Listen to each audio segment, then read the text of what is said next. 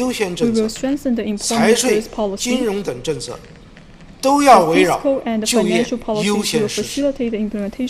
各地都要千方百计稳定和扩大就业，确保粮食能源安全，保障粮食等重要农产品供应，增强国内资源生产保障能力，保障初级产品供给，保持物价水平基本稳定，防范化解重大风险，压实地方属地责任、部门监管责任和企业主体责任，运用市场化、法治化方式化解风险隐患，牢牢守住不发生系统性风险的底线。二，着力稳市场主体，保就业，加大宏观政策实施力，实施新的组合式税费支持政策，坚持阶段性措施和制度性安排相结合，减税与退税并举。一方面，延续实施扶持制造业、小微企业和个体工商户的减税降费政策，并提高减免幅度，扩大适用范围，对小规模纳税人阶段性免征增值税，对小微企业年营纳税所得额100万元至300万元部分再减半征收企业所得税。各地也要结合实际，依法出台税费减免等有力措施，使减税降费力度只增不减，以稳定市场预期。另一方面，综合考虑为企业提供现金流支持，促进就业、消费、投资，大力改进因增值税税制设计类似于先交后征的留抵退税制度。今年对留抵税额提前实行大规模退税，优先安排小微企业，对小微企业的存量抵扣税额于6月底前一次性全部退还，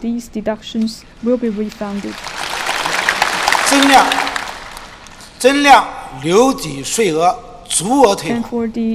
重点支持制造业，全面解决制造业、科技、科研和技术服务、生态环保、电力燃气、交通运输等行业留抵退税问题。增值税留抵退税力度显著加大，以着力提振市场信心。预计全年退税减税约2.5万亿元，其中留抵退税约1.5万亿元，退税资金全部直达企业。中央财政将加大对地方财力支持，补助资金直达市县。地方政府及有关部门要确保退税减税这项关键性举措落实到位，为企业雪中送炭，助企业焕发生机。加强对实体经济的有效支持，增加支农支小再贷款，推动普惠小微贷款明显增加，信用贷款和首贷户比重继续提高，继续对受疫情影响严重的行业企业给予融资支持，避免出现行业性限贷、抽贷、断贷，扩大政府性融资担保对小微企业的覆盖面，努力营造良好融资生态，进一步推动解决实体经济，特别是中小微企业融资难题，推动降低企业生产经营成本，支持地方对特殊困难行业用电实行阶段性优惠政策，要开展涉企违规收费专项整治行动，坚决查处乱收费、乱发款、乱摊派，要加大拖欠中小企业账款清欠力度，机关、事业单位和国有企业要带头清欠。餐饮、住宿、零售、旅游、客运等行业就业容量大，受疫情影响重，各项帮扶政策都要予以倾斜，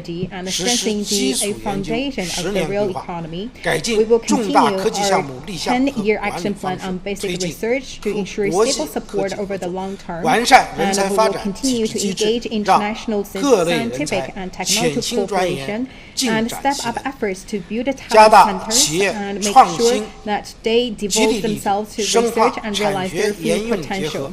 加 They 大 will promote 研发费用 greater synergy 加 between 急扣除 industry, 政策 academia, 实施力 research 度， and 将 application. 科技型中小企业加急扣除比例从 We will 75% promote the development of 提高到 virtual 100%， capital, and we 对 enhance 企 the 业 policy on 投入 granting additional 基 tax 础研究 deduction for 实行 R&D. 税收优 For 惠， the small and medium 这相当于 enterprises 国家 will 对 deduct 企业创 from 新给予 75% 大规 to 模资金支持， 100%. 以 And the 促进 government 企 will 业 also 加 give 大 more support 研 in 发投入 terms of government， 培育 funding 壮大 to these 新动力。 enterprises in terms of innovation endeavor. So these enterprises can invest more in R&D and generate 增 and 强 build up new 制造业核心竞 drivers 争力 of growth.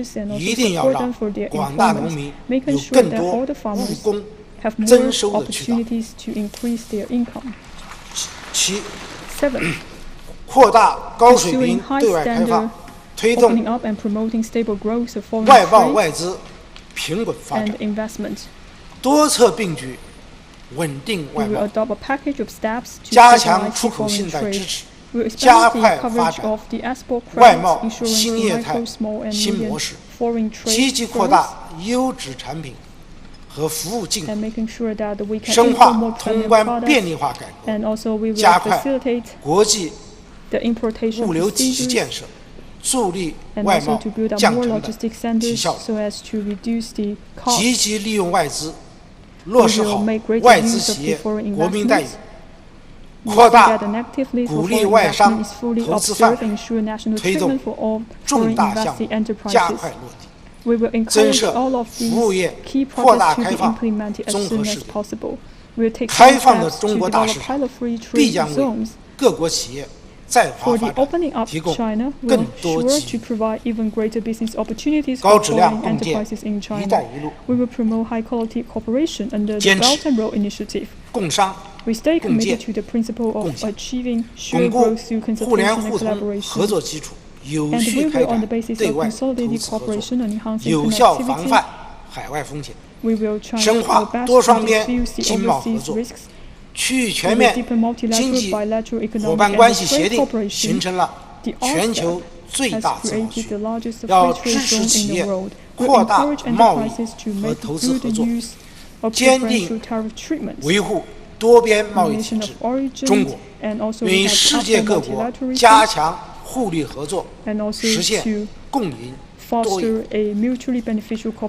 把持续改善生态环境，推动绿色低碳发展，加强生态环境综合治理，深入打好污染防治攻坚战，完善节能环保产业支持政策，统筹山水林田湖草沙系统治，要让我们的生活的家园更绿更美，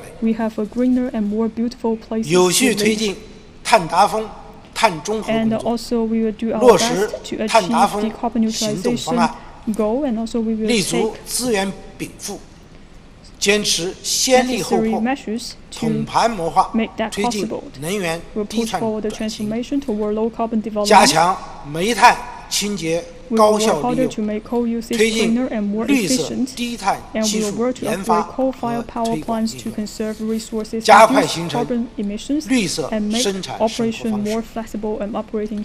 9. 切实保障和改善民生，加强和创新社会治理，促进教育公平与质量提升，落实立德树人根本任务，推动义务教育优质均衡发展，保障适龄儿童就近入学，全面落实义务教育教师工资待遇，多渠道增加普惠性学前教育资源，办好特殊教育、继续教育，规范民办教育发展，改善职业教育办学条件，支持中西部高等教育发展。高校招生继续加大对中西部和农村地区倾斜力度。我国有2.9亿在校学生，要坚持把教育这个事关千家万户和中华民族未来的大事办好。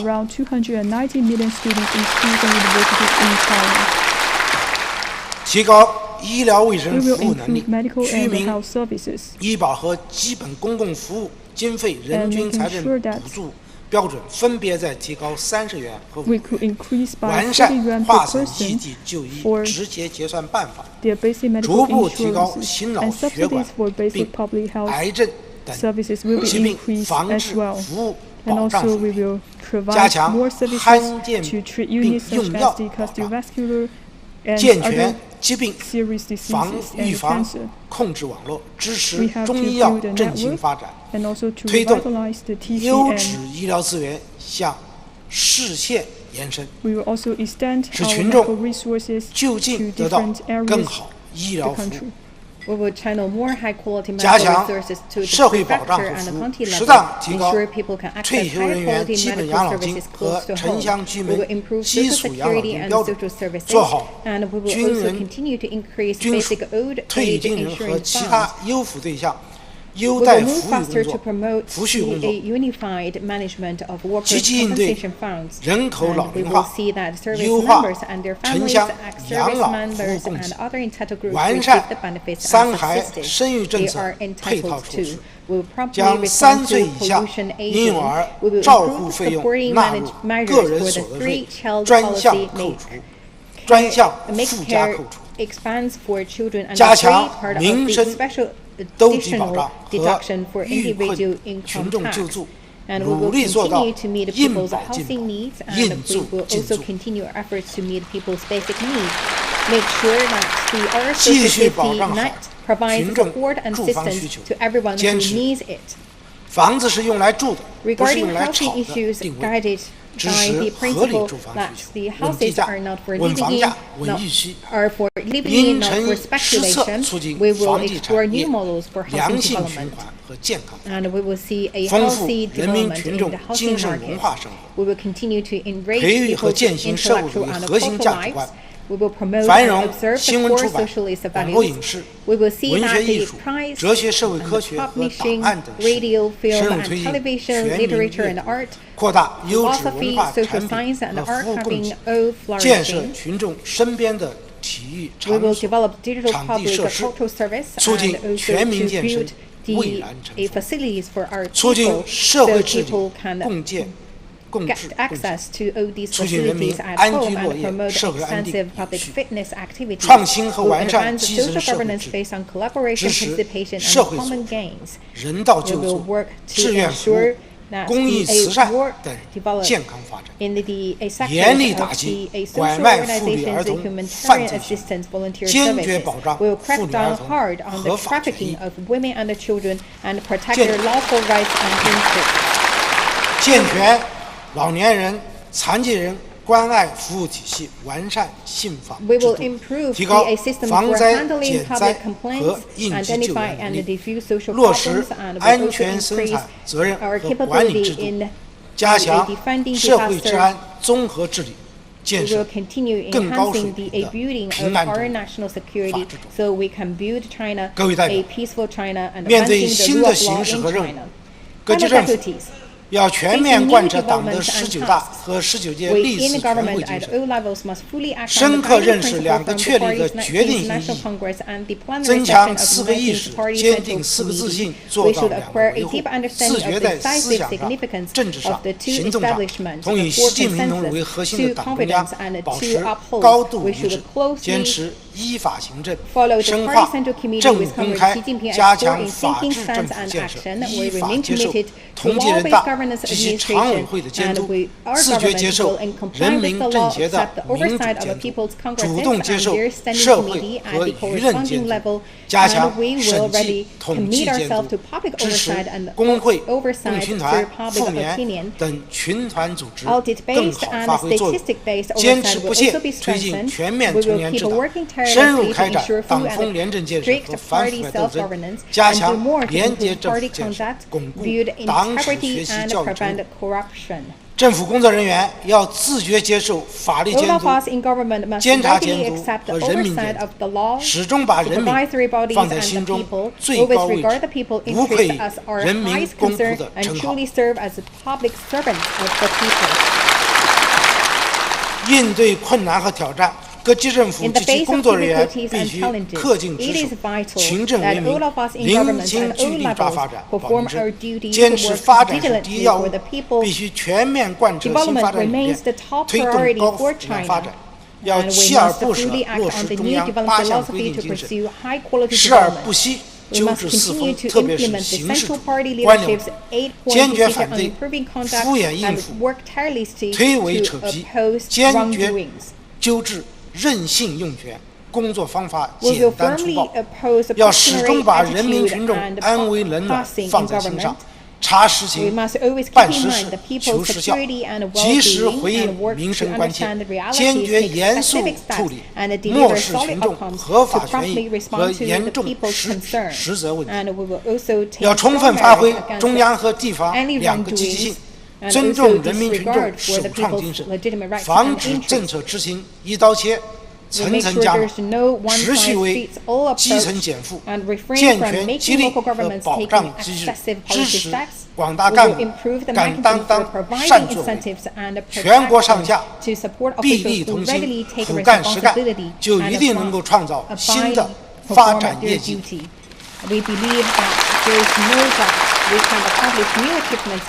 各位代表，我们要坚持和完善民族区域自治制度，以筑牢中华民族共同体意识为主线，促进各民族交往、交流、交流，推动民族地区加快现代化建设步伐，坚持党的宗教工作基本方针，坚持我国宗教的中国化方向，积极引导宗教与社会主义社会相适应，全面贯彻党的侨务政策，维护海外侨胞和归侨侨眷合法权益，激励海内外中华儿女携手共创新的辉煌。各位代表，过去1年，国防和军队建设取得重大进展，实现“十四五”良好开局。新的一年，要深入贯彻习近平强军思想，贯彻新时代军事战略方针，扣牢建军100年奋斗目标，全面加强党的领导和党的建设，全面深化练兵备战，坚定灵活开展军事斗争，捍卫国家主权、安全、发展利益，加快现代军事物流体系、军队现代资产管理体系建设，构建武器装备现代化管理体系，持续深化国防和军队改革，加强国防科技创新，深入实施新时代人才强军战略，推进依法治军、从严治军，推动军队高质量发展，优化国防科技工业布局，完成国防动员体制改革，加强全民国防教育。各级政府要大力支持国防和军队建设，让军政军民团结坚如磐石。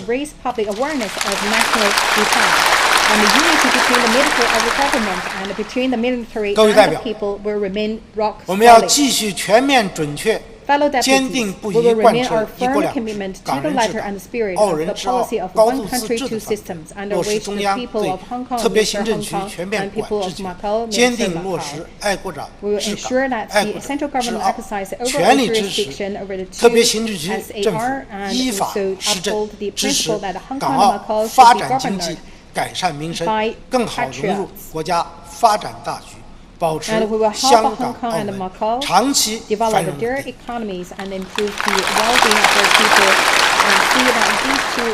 我们要坚持对台工作大政方针，贯彻新时代答案解决台湾问题的总体方针，坚持一个中国原则和9·2共识，推动两岸关系和平发展和祖国统一，坚决反对台独分裂行径，坚决反对外部势力干涉。两岸同胞要合舟共济，共创民族复兴的光荣伟业。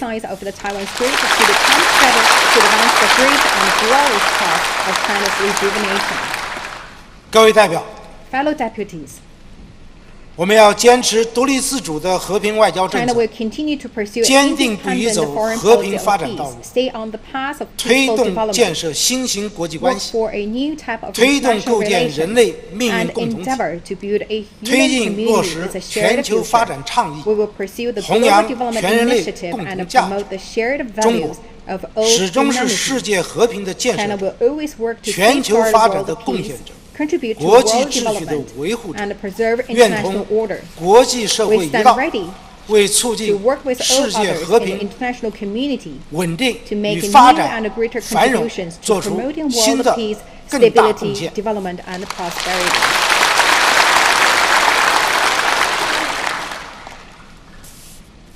各位代表，中国的发展从来都是在应对挑战中前进。中国人民有战胜任何艰难险阻的勇气、智慧和力量。